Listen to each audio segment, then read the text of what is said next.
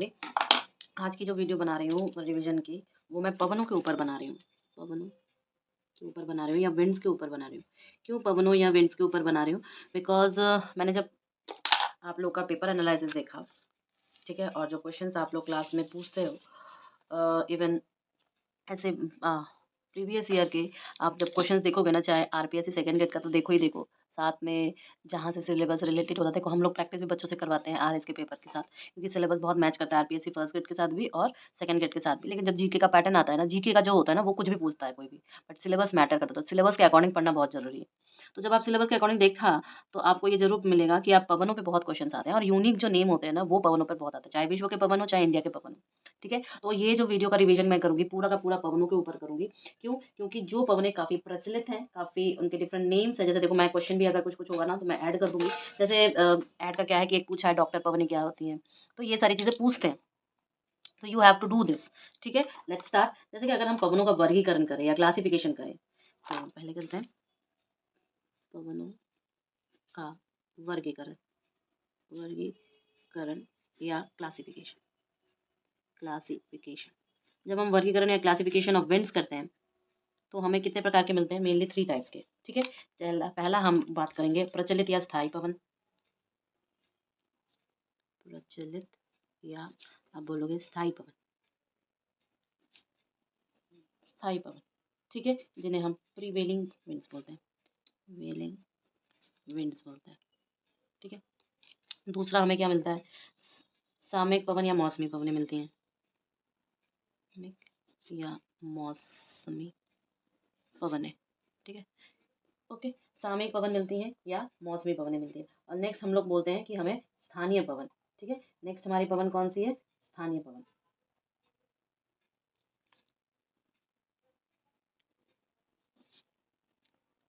Clear? तो एक एक करके इन पवनों के बारे में रीड करेंगे और एक एक करके पवनों के बारे में कौन कौन से इंपॉर्टेंस हैं, इनसे सबके बारे में देखेंगे।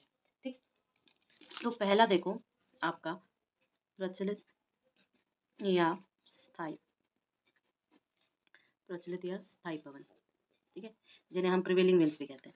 अब ये पवनों की क्या विशेषता होती है कि ये वर्ष भर जो होती है ना, एक ही निश्चित दिशा में प्रवाहित होती है। ठीक है, और मतलब ये परमानेंट एक ही डायरेक्शन में फ्लो करेंगी, इनका कहना ये है। ठीक है, इसीलिए हम इन्हें क्या कहते हैं कि ये एक ही दिशा में वर्ष भर एक ही दिशा में प्रवाहित होती है। इंपॉर्टेंट तो ये है, प्रवाहित होती है। इंपॉर्टेंट फैक्टर ये है, इसीलिए इन्हें परमानेंट विंड्स भी कहते हैं। परमानेंट विंड्स या आप बोलोगे स्थायी पवन। ठीक है, क्यों? क्योंकि वे एक ही डायरेक्शन में बहती है। अब ये मुख्यतः 3 प्रकार की होती है, या तो व्यापारी होगी, या तो पछुआ होगी, या तो ध्रुवीय होगी। कितने प्रकार की होगी? ये मुख्यतः 3 प्रकार की होगी। या आप क्या बोलोगे? व्यापारिक। ठीक है, व्यापारिक को ही हम बोलते हैं सन्मार्गी। सन्मार्गी पवन। ठीक है, दूसरा ये होती है कौन सी? पछुआ पवन।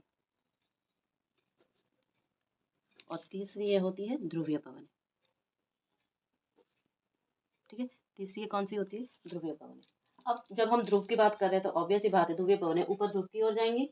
ठीक है, अगर हम बात कर रहे हैं पछुआ पवनों के बारे में, तो हम लोग उसके बारे में भी बात करेंगे, पछुआ पवनें क्या, उनकी इंपॉर्टेंस है और कौन कौन से प्रकार हैं इनके।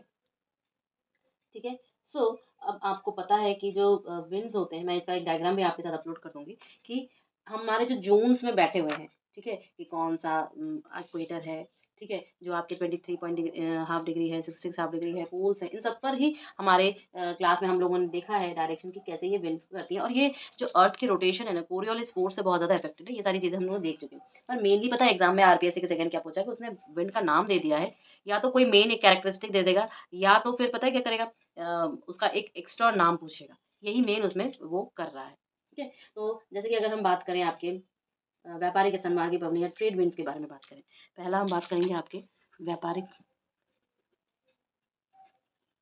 व्यापारिक पवन या बोलो ट्रेड विंड्स। ठीक है, ट्रेड विंड के बारे में अब देखो, इनमें जब होती है तो आप, अच्छा, हम लोग विभिन्न वायुदाब के बारे में बात किए हैं, हम लोग ग्लोब को कैसे बांटते हैं इसके बारे में बात किए हैं। तो जो ये पवनें होती हैं उनका क्या है कि ये उपोष्ण का जो उच्च वायुदाब कटिबंध है ना, से भूमध्य रेखीय जो निम्न वायुदाब कटिबंध की ओर चलते हैं। ठीक है, क्या कहेंगे? सबसे पहला जो इसका इंपॉर्टेंट पॉइंट होगा वो क्या होगा? उपोष्ण उच्च वायुदाब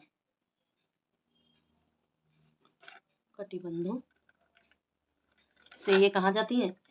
भूमध्य रेखीय निम्न वायुदाब कटिबंधों की ओर जाती है, चलने वाली पवनें हैं। ठीक है, चलने वाली पवनें हैं। ठीक, तो अगर आप बोलोगे कि ये क्या है, गोलार्धों में या हेमिस्फेयर्स में कैसे बटे हुए हैं, तो आप बोलना कि उत्तरी गोलार्ध में इनकी दिशा क्या रहती है? उत्तर पूर्व से दक्षिण पश्चिम की ओर। मतलब दक्षिणी गोलार्ध में क्या हो जाएगा, इसका मतलब दक्षिण पूर्व से उत्तर पश्चिम की ओर, इसलिए इन्हें पूर्वा पवनें या ईस्टर्लीज भी कहते हैं। इन्हें ईस्टर्लीज भी कहते हैं। तो ध्यान से ये बात है, किस लिए ईस्टर्लीज कहते हैं?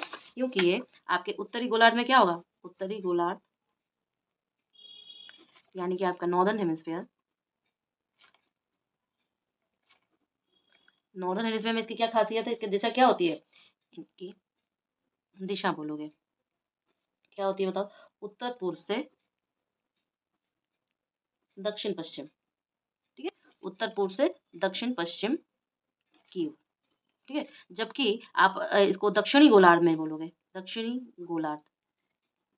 गोलार्ध या नॉर्दर्न हेमिस्फीयर, अरे सॉरी साउदर्न हेमिस्फीयर। ठीक है, साउदर्न हेमिस्फीयर। जब हम इसकी बात कर रहे हैं तो ये क्या हो जाती है, इसकी दिशा दक्षिण पूर्व से उत्तर पश्चिम की ओर। इनकी दिशा क्या हो जाती है? दक्षिण पूर्व से आप जाओगे कहाँ? उत्तर पूर्व, उत्तर पश्चिम, ठीक है, की ओर। तो इसी वजह से इनको क्या कहते हैं, इसी इसी रीजन के वजह से इन्हें क्या कहते हैं? पूर्वा पवने या ईस्टर्लीज, ठीक है, भी कहते हैं। ये इंपॉर्टेंट है, तो आपको दो नामों में से कोई एक नाम पूछ सकता है, अच्छा, अब मेन पॉइंट क्या है कि इन्हें व्यापारिक पवनें ही क्यों कहते हैं? क्योंकि एक्चुअली ये जो पवनें हैं ना, आपके जो यूरोप के जो व्यापारी लोग हैं, वो इन्हीं पवनों के सहारे समुद्र में व्यापार के लिए जाया करते थे। ठीक है, यही इसका इम्पोर्टेंट है कि क्यों इन्हें व्यापारिक पवनें ही कहते हैं, बिकॉज़ यूरोप के कारण, आप बोलोगे यूरोप में ट्रेड करते थे समुद्र में, सीज़ में हेल्प से। ठीक है, सी में व्यापारी इसके हेल्प से ही करते हैं। क्लियर है ना? ये आपका मेन, आप बोलोगे कि कारण है। आगे बढ़े। अब ये जो आपका ईस्टर्लीज है या व्यापारिक पवनें हैं या आप बोलो कि अ, आपका जो पूर्वा पवनें हैं, ये पवनें जब आप हिंद महासागर की ओर जाते हो ना, तो ये आपके मानसूनी पवनें बन जाती हैं, पहली बात तो। लेकिन मैं यहाँ पे एक वर्ड यूज़ करूँगी, डोलड्रम। डोलड्रम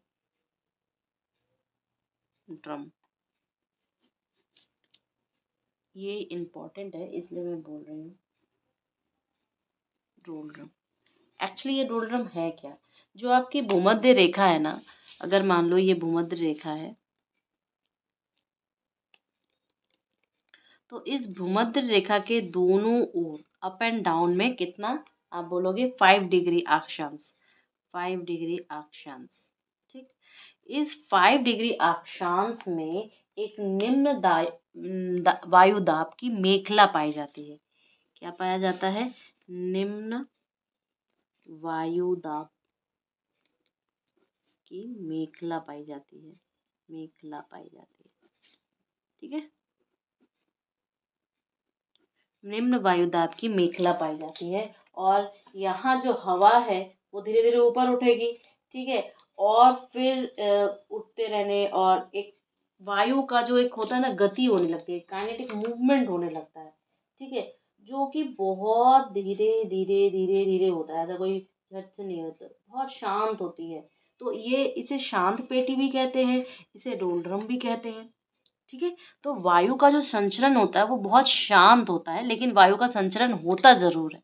ठीक है, वायु जो होती है आपकी क्या ऊपर की ओर उठने लगती है, सरफेस से ऊपर की ओर उठने लगती है, और वो काफ़ी शांत होती है, शांत पर संचरण करती है, चरण करती है। ठीक है, ऊपर की ओर उठने लगती है, जिसके कारण क्या होता है आपका एक जो तैयार होता है, पेटी नुमा जो तैयार होती है, उसी को हम डोलरम कहते हैं। तो इसी शांत पेटी को ही डोलरम कहते हैं।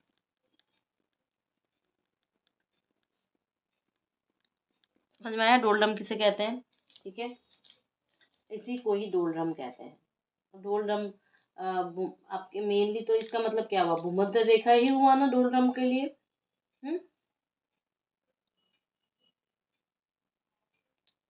अच्छा, एक चीज और इम्पोर्टेंट है, ये जो डोलरम होता है ना, दिन के समय तो ये ऊपर उठने लगती है, ठीक है, लेकिन जैसे जैसे जैसे दोपहर के पश्चात का टाइम आता है ना, तो ये क्या होती है, गरजने लगती है, बिजली चमकने लगती है और काफी तेज वर्षा करती है।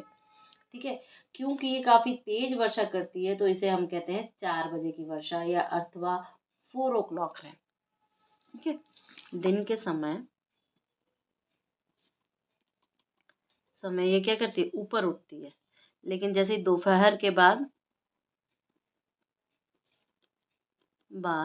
ये क्या करती है, बिजली गर जाती है, बिजली गर जाती है, गरज होता है, और 4 बजे भारी वर्षा, बच्चे भारी वर्षा, हेवी रेन करती थी, इसलिए इसको 4 o'clock रेन कहते हैं। तो ये दोनों चीज़ थोड़ा सा अनकॉमन सा है, तो ये आपको आ सकता है, ये आपको आ सकता है। नेक्स्ट हेडिंग हम लोग डालेंगे पछुआ पवन है।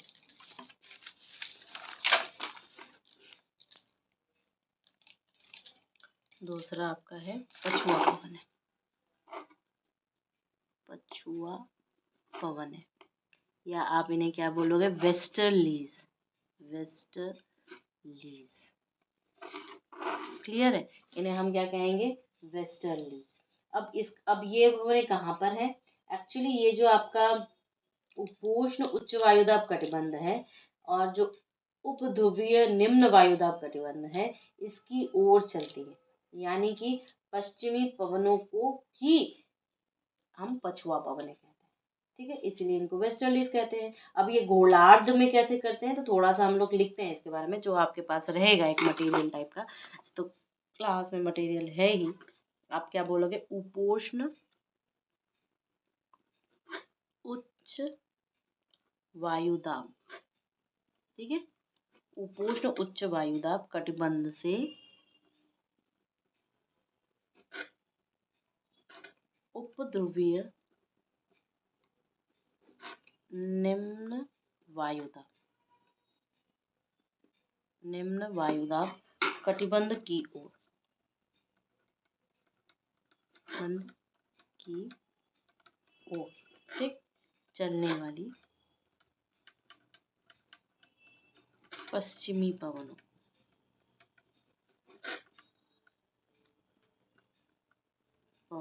को ही पछुआ पवन कहते हैं, पछुआ पवन कहते हैं। क्लियर है ना, क्लियर है ना।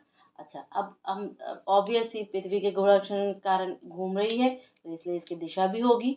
तो अब जब क्योंकि घूर्णन कर रही है, क्योंकि रोटेट कर रही है, तो उत्तरी गोलार्ध में क्या होती है इनकी दिशा, जैसे हम लोग इसके व्यापारिक कल ये पढ़े थे, उत्तरी गोलार्ध या नॉर्दर्न हेमिस्फीयर में जो दिशा होती है इनकी, क्या होती है, प्रवाह की दिशा।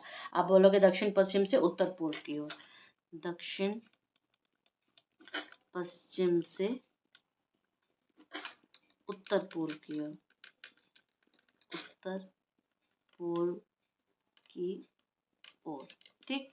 और यही आपका दक्षिणी गोलार्ध में क्या हो जाएगी, दक्षिणी गोलार्ध में जो दिशा हो जाएगी वो क्या हो जाएगी आपकी, बताओ। दक्षिणी गोलार्ध में दिशा क्या हो जाएगी, उत्तर पश्चिम से दक्षिण पूर्व की ओर, उत्तर पश्चिम से दक्षिण पूर्व की ओर। इजी है याद करना, कोई दिक्कत नहीं है, दक्षिण पूर्व की ओर। तो ये आपकी क्या हो गई, इसकी दिशा हो गई। क्लियर है ना।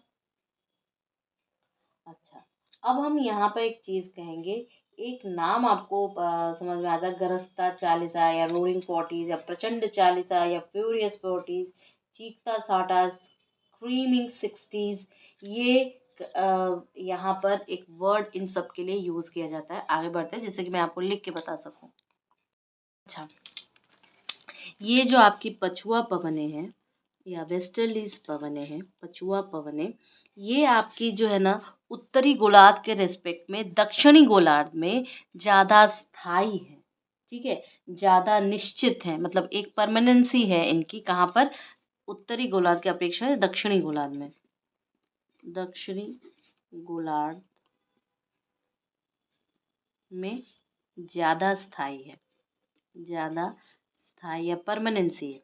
अब ज़्यादा स्थायी है और साथ में इनका वेग बहुत अधिक है। इनका जो वेग है, इनकी जो स्पीड है वो अधिक है। ठीक, वेग और स्पीड इनकी अधिक होगी तो इसका मतलब क्या है कि यहाँ पर इन पवनों को अक्षांशीय स्थिति पर अलग अलग नाम से दिया गया है। अधिक होने के कारण अक्षांशीय स्थिति, अक्षांशीय स्थिति, लैटिट्यूडनल स्टेटस के बराबर, अक्षांशीय स्थिति के कारण अलग नामों से जाना जाता है। अलग नामों से जाना जाता है। ठीक, जब इन्हें अलग नामों से जाना जाता है तो देखते हैं कौन कौन से नाम। देखो, पहले तो हम ये कहेंगे कि गरजता चालीसा, पहला नाम है आपका गरजता चालीसा। ठीक, गरजता चालीसा, या हम कहेंगे रोरिंग फोर्टीज, रोरिंग फोर्टीज।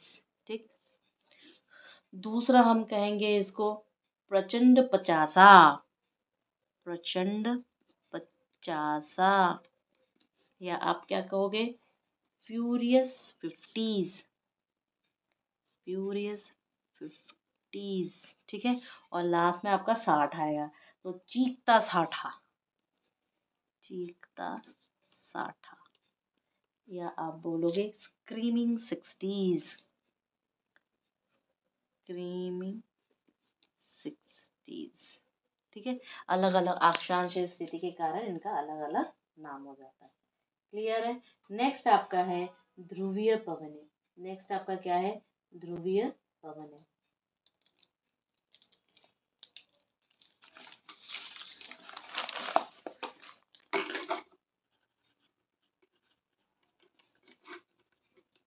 ध्रुवीय पवनें, या आप बोलोगे पोलर विंड्स।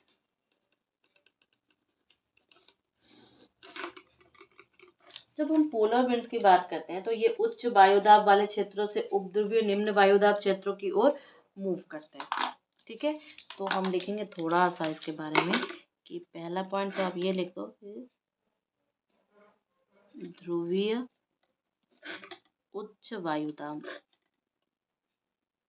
उच्च वायुदाब वाले क्षेत्र से कहाँ पर जाती है? उपध्रुवीय, ध्रुवीय निम्न वायुदाब, निम्न वायुदाब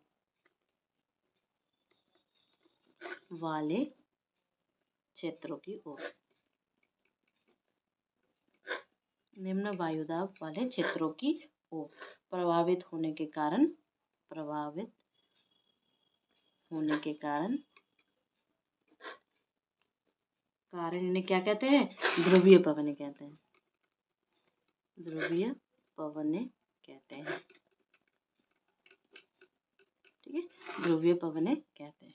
तो इसका मतलब ये क्या है कि उत्तरी गोलार्ध में ये क्या, कौन सी अब इनकी दिशाएं होंगी? अब इनकी दिशाएं होंगी तो अगर मैं बोलूँ इनकी दिशा के हिसाब से तो उत्तरी गोलार्ध नॉर्दर्न हेमिस्फीयर में क्या होगा? उत्तरी गोलार्ध में दिशा क्या हो जाएगी इनकी?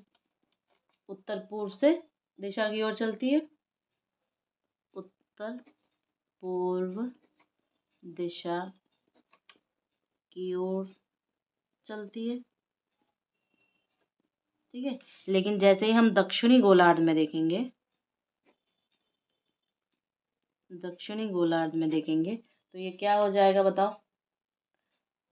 दक्षिण पूर्व की ओर होती है, दक्षिण पूर्व की ओर होती है। ठीक है, दक्षिणी गोलार्ध में किसकी ओर होती है, दक्षिण पूर्व की होती है।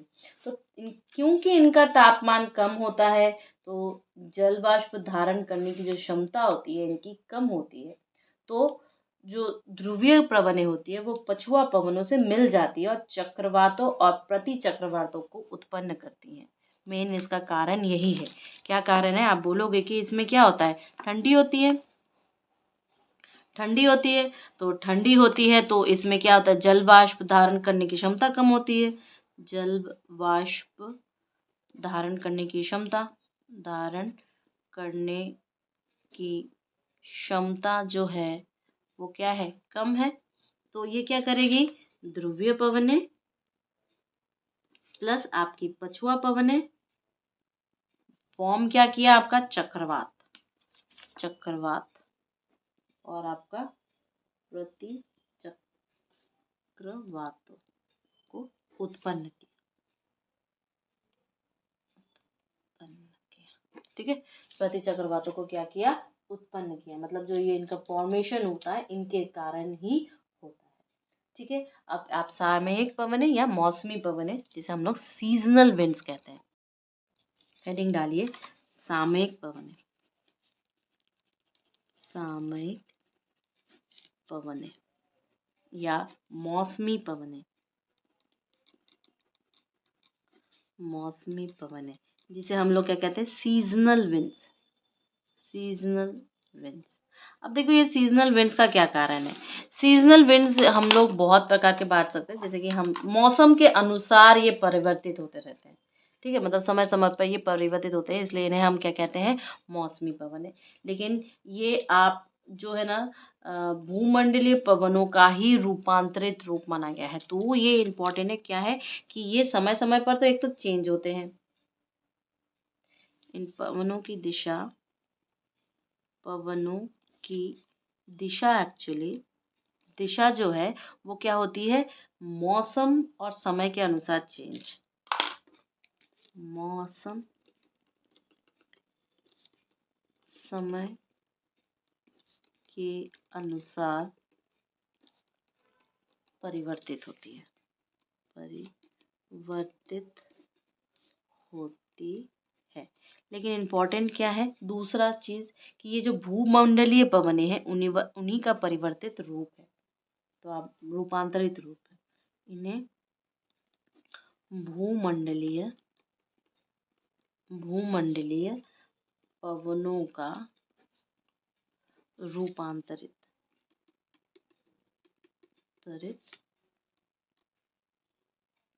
रूप माना जाता है।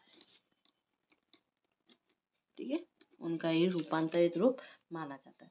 तो ये प्रकार कितने प्रकार की होती है, 3 प्रकार की ये पवनें होती हैं। अगर आप लिखना चाहो तो लिख सकते हो। पहला आपकी मानसूनी पवनें, मानसून विंड्स, मानसूनी पवनें। दूसरा आप बोलोगे स्थल समीर तथा समुद्र समीर, स्थल प्लस समुद्री समीर।